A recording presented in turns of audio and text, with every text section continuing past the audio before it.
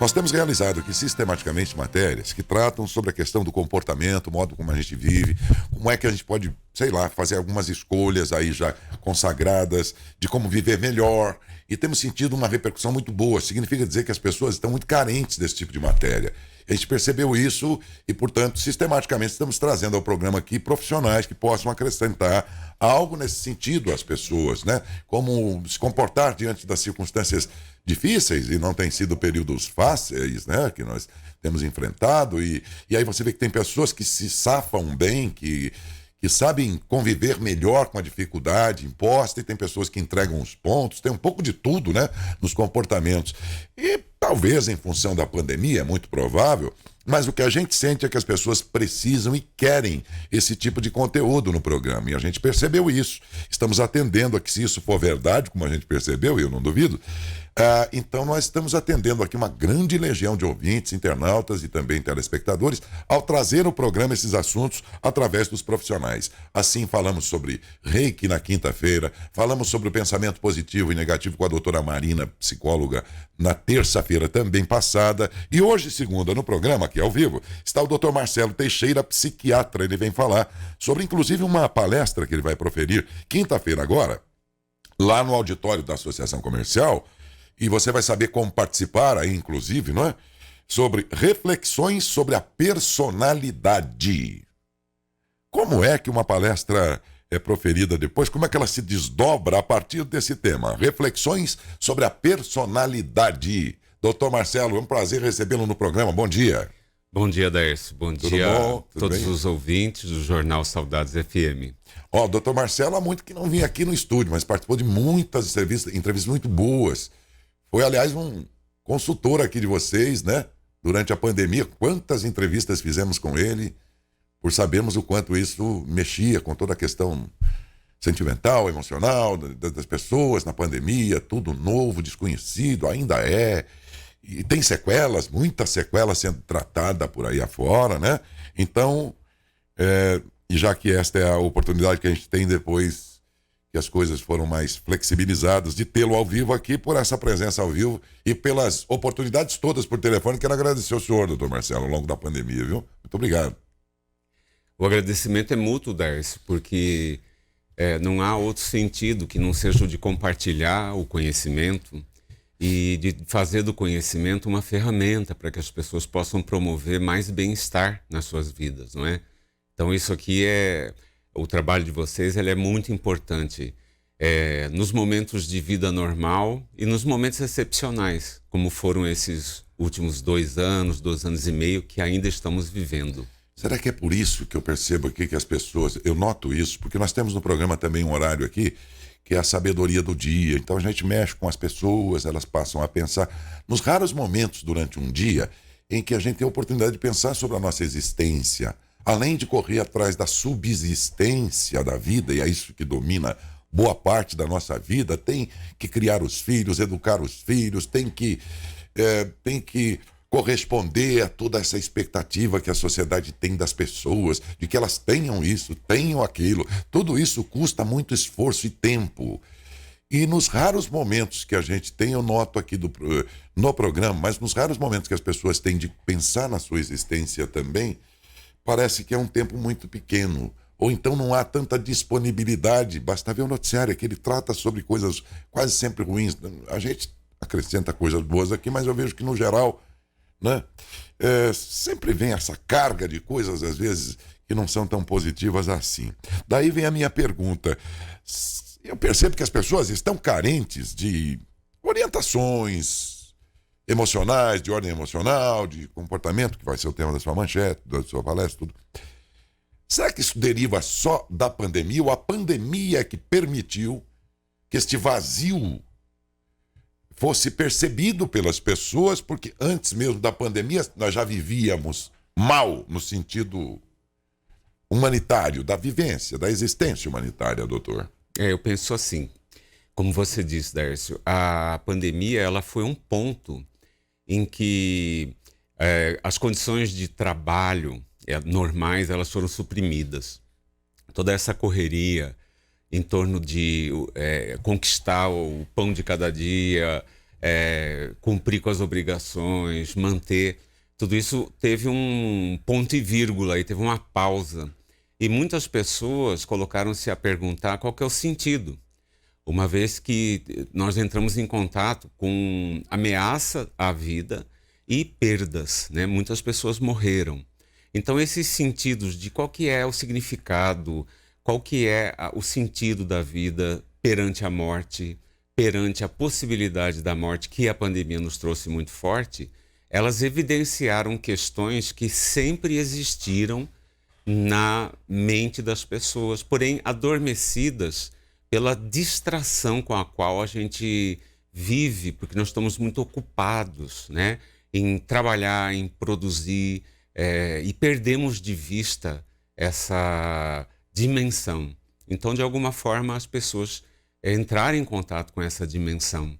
E surgiu daí, imagino, muitas necessidades, né, de compreender melhor isso, e isso se reflete nisso que você está falando aí, né, na busca por informações, por tudo aquilo que vem acrescentar subsídios para que as pessoas possam levar adiante esse processo, né, de pensar o sentido. Rever as coisas, Exatamente. né? A vida que vivia também, né?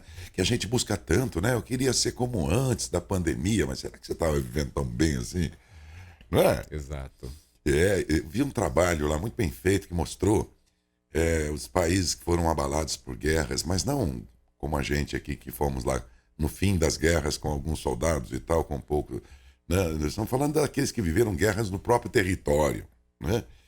E também deram um exemplo o 11 de setembro dos Estados Unidos, que abalou muito, lógico, a população, que muita gente mudou a sua vida por vê-la mais passageira do que imaginava, porque a gente vive achando que vamos ficar aqui para a eternidade, né? E nessas horas o sujeito revê as coisas. E lá, as pesquisas que eles fizeram, nessas situações, as pessoas mudaram muito o comportamento. Sim. Dizem que os americanos lá de Nova York passaram a fazer mais piquenique com os filhos, mais coisas que eles não estavam fazendo mais depois do 11 de setembro. Foi lá uma pesquisa que eles fizeram junto aos americanos, né? E a gente, de certa forma, também. Eu até esperava que a gente fosse mudar mais do que mudamos. Sim, mas mudanças eu tenho certeza que estão acontecendo, Daércio. Porque esses fatores impactam, e aí entra a questão da nossa reflexão a respeito da personalidade. A gente entendendo a personalidade como um conjunto de características mais ou menos estáveis, que permitem a gente se identificar ao longo do tempo. Essa estrutura, né, que nos dá formas de sentir, formas de avaliar e formas de agir, né? Personalidade seria isso, né? Em linhas bastante gerais, mas não como uma coisa que está pronta, que está estruturada, mas sempre aberta para os câmbios, para as mudanças. Então, um momento como esse da pandemia impacta profundamente as estruturas da personalidade. É por isso que existem mudanças comportamentais. É por isso que muita gente modificou a sua forma de sentir a vida, significar a vida, de agir, né, de construir pensamentos. Quer dizer que personalidade é algo que está aberto a receber e a dialogar com os acontecimentos da vida, porque existe um espaço para aprendizagem. E a aprendizagem transforma a própria personalidade. Isso pode explicar, por exemplo, aqueles conceitos em que muitos dizem de uma criança de 1, 2 anos, sei lá, ainda muito nova, mas que já mostra um jeito de ser, e muitos dizem, é isso aí, o ser humano já nasce com a personalidade pronta e ele vai ser assim para o resto da vida. Ou o meio que ele vive, família, amigos, escolinha, sei lá, é que vai moldar a personalidade. Já que estamos falando aqui em personalidade e comportamento, vai aqui uma curiosidade de leigo, acho que a curiosidade de todos os que estão ouvindo agora também não, deve ser a mesma dessa pergunta que eu vou fazer. Nós já nascemos com essa personalidade moldada e pronto, ou ela é sujeita a ser modificada pelo meio em que nós vivemos? Sim. Essa é uma das perguntas que os estudiosos que se dedicam a entender e pesquisar o que seja a personalidade é uma das perguntas que eles se fazem. E tem muitas respostas, depende muito do pressuposto teórico de cada pesquisador.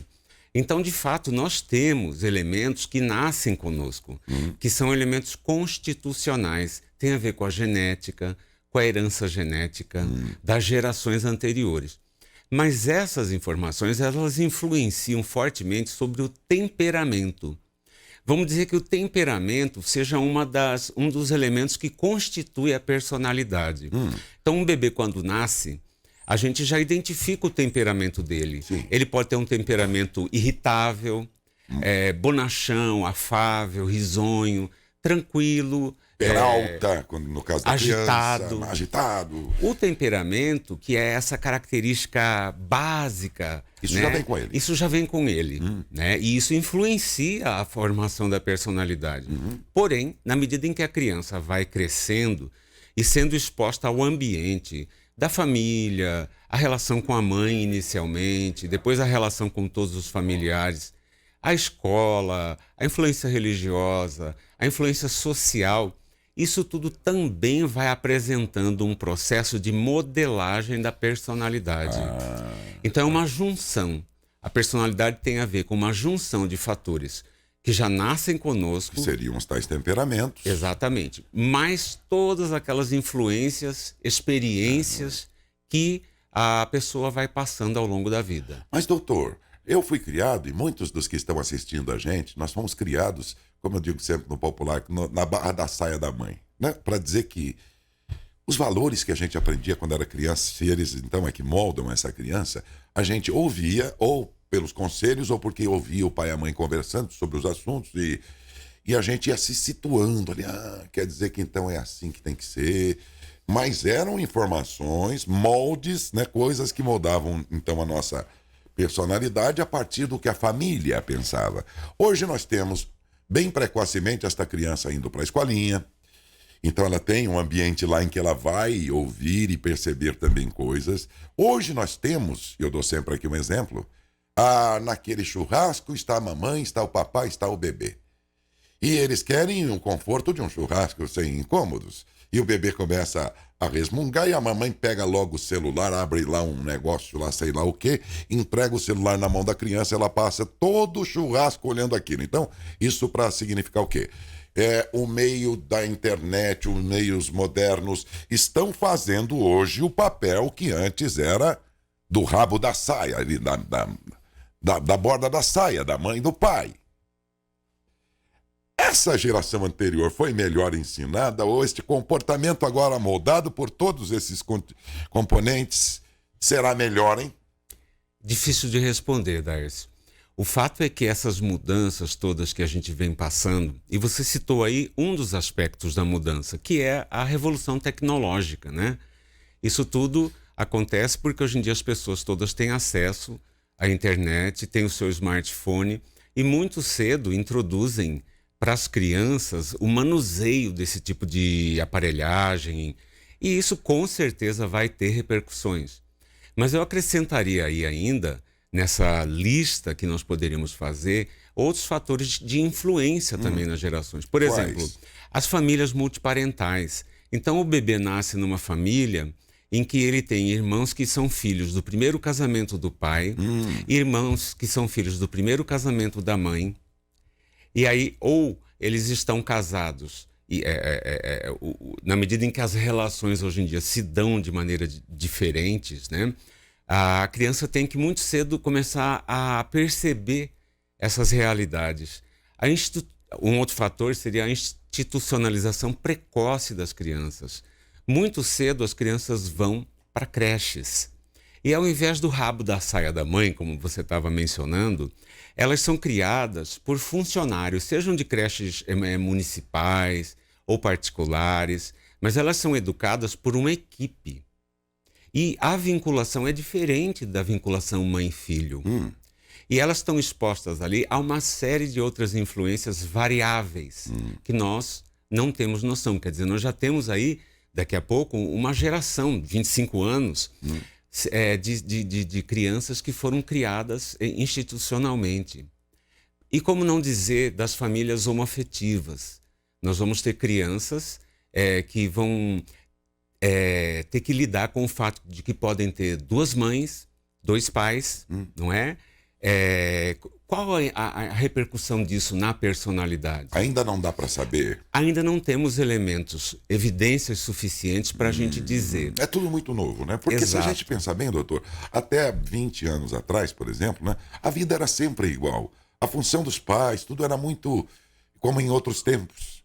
Então, era aquela situação até algumas décadas, e antes disso também não era diferente, em que o pai era o provedor da família e a mãe era a cuidadora, era a matriarca ali, aquela que cuidava 24 horas desde o bebê até os filhos crescerem. Depois os filhos cresciam, essa mãe tinha aquele vazio quando os filhos iam cuidar de suas vidas, mas era assim.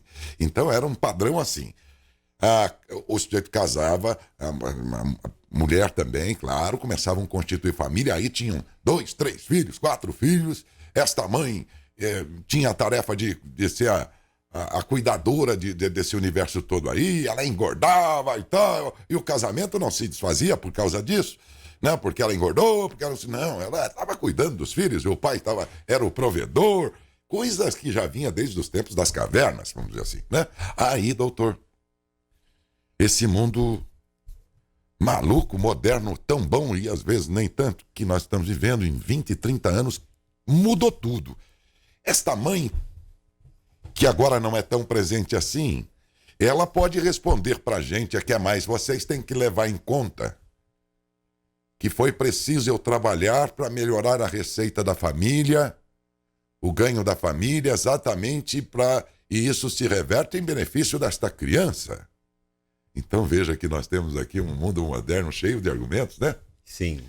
A tendência, Daércio, é que as pessoas que cresceram em contato com esse mundo que já está em transformação, a tendência é que elas olhem para todas essas mudanças e segurem a cabeça e se sintam desesperadas e digam, meu Deus, isso aqui não vai dar certo.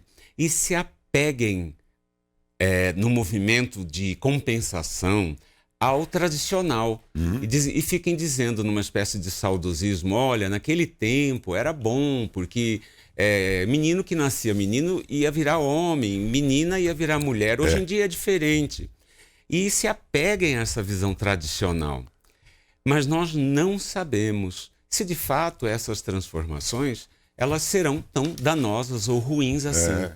Nós não temos elementos, ainda não dá, né? Mas é natural que exista esse movimento de se apegar ao conhecido, que já é passado, por medo do futuro incerto. Às vezes a gente prefere a segurança, o lugar seguro de uma coisa que era desconhecida, mas que não era satisfatória, ao desafio de se entregar às transformações, que podem descortinar um horizonte de maior leveza, de maior liberdade, mas isso nós não sabemos. Não dá para saber. E olha, o senhor me fez lembrar o Dr. Flávio Gicovati, antes de falecer, há algum tempo, ele faleceu há uns 5, 6 anos por aí, eu imagino, né? Mas antes disso eu acompanhava o canal lá dele lá, tal, e ele dizia isso aí também. Ele falou, olha, só daqui uns 10, 20 anos a gente vai ter adultos lá com seus 40 anos, nascidos e crescidos e vividos sob esse regime moderno, para a gente avaliar, porque ele disse, por enquanto não dá para saber se o melhor jeito foi o jeito que a maioria aí, que hoje é adulta e que foi criada no sistema ali de ensino em casa, de pai e mãe, ensinando valores e tudo, ou se esse mundo moderno que a internet também ensina, os nossos filhos, enfim. Ele falava a mesma coisa que o senhor. Flávio Gicovati... Ele sempre foi uma pessoa muito interessante com os posicionamentos dele baseados na psicanálise. Mas veja uma coisa, Dércio, como é que é interessante. Nós já percebemos algumas coisas, não é? Você vê que no bojo dessas transformações e até na situação pandêmica que nós vivemos, nós percebemos que as pessoas hoje em dia têm um questionamento muito intenso a respeito da questão da identidade. Você vê o quanto que essa questão identitária, ela surgiu de forma muito intensa, puxada pelas minorias, não é? No entanto, ela não se restringe somente às discussões ligadas à questão da identidade racial, se é que nós podemos falar em raça, porque esse conceito é um dos conceitos demolidos, né? Verdade. Mas a identidade de gênero, não é? As questões ligadas à identidade de um modo geral, porque essa questão ela está perpassando esse momento, né? Não só na questão identitária racial ou de gênero, mas assim, o tipo de pessoa que eu sou, o tipo de pessoa que nós somos. Isso foi um questionamento que muitos começaram a se fazer durante a pandemia. Nós somos capazes de conseguir considerar o outro e ter respeito pelo outro. Quer dizer, a iminência da morte, Sim, enfim, fez o sujeito parar para pensar naquilo que ele largou adormecido, guardadinho lá antes da exatamente. pandemia, né? Exatamente. Daí o nosso interesse de, nesse momento, tá trazendo essa palestra. Por isso essa palestra vai ser muito interessante. Que hein? está aberta a todos os interessados, né? Não há necessidade de nenhum pré-requisito. Ela é aberta, gratuita. Gratuita. Ela é gratuita. E a gente está pedindo a doação de um agasalho, porque nós estamos aí no período da estação fria e a gente gostaria de poder convidar as pessoas a participarem de uma ação coletiva, solidária, né? De ajudar quem tem frio. Então, uma peça pode ser usada. Eu ia perguntar, sendo usada e estando em boas condições, pode ser usada? Pode ser um cobertor, ou mais, se a pessoa se dispõe Aproveita até. a dar uma reorganizada aí no guarda-roupa do inverno. E nós vamos estar doando isso aí, esse material arrecadado, para instituições que atendem, né, a assistência. De qualquer modo, isso será gratuito, então, né? Porque Sim. aí, para isso, está sendo pedida essa ajuda, o que não vai custar nada para quem levar lá, ainda mais se for uma roupa aí que você não vai usar mais, e estando boa, né? Quinta-feira, é isso? Quinta-feira, esta próxima quinta agora, no auditório da Associação Comercial e Empresarial de Matão, às 19h30. 7h30 da noite. 7h30 da noite. Vocês vão ser rigorosos com o horário. 7h30. Sim. Sim, então Sim. chegue um pouquinho antes, lá 7h15, 7h20, né? Sim. É um local muito bom para palestras ali, o auditório, né? A palestra é muito boa. Reflexões sobre a personalidade, disso que a gente estava falando aqui e muito mais. Evidentemente que a palestra dele não se esgotou nessa entrevista aqui, porque vai ter muito o que falar. Inclusive, para conversar com vocês, tem um momento da palestra em que você Sim. vai interagir, as pessoas podem interagir também com Exatamente. você. A gente vai trazer um conteúdo, né? Logicamente que isso desperta coisas, questões, posicionamentos na mente das pessoas e a gente vai abrir para uma conversa. Você é uma pessoa mais humilde, mais simples, não importa qual é a tua condição. E esse assunto te interessou, você quer conhecer melhor a si próprio.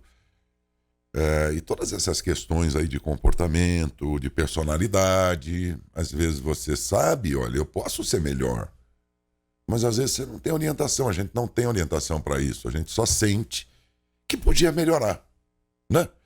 Está aqui uma bela de uma oportunidade, conhecendo melhor a si mesmo, que é a chance que você tem de aprender nessa palestra, reflexões sobre a personalidade, quinta-feira agora, às 7h30 da noite, chega alguns minutos antes, viu? Lá no auditório da Associação Comercial, para vocês localizarem ali perto do Corpo de Bombeiros, ali. Como ele não fica na avenida, a sede, né? Muitos, então eu falo Corpo de Bombeiros. Ah, tá, o Corpo de Bombeiro é na avenida, isso. Chegou ali, tá na esquina de cima ali, é muito fácil de encontrar. É uma bela de uma oportunidade, viu? E gratuita, mas ajude com algum agasalho aí, usado ou não. Com o Dr. Marcelo Teixeira, a quem agradeço mais uma vez pela presença e desejo uma feliz palestra lá. Né? Muito obrigado, Darcy. É isso aí.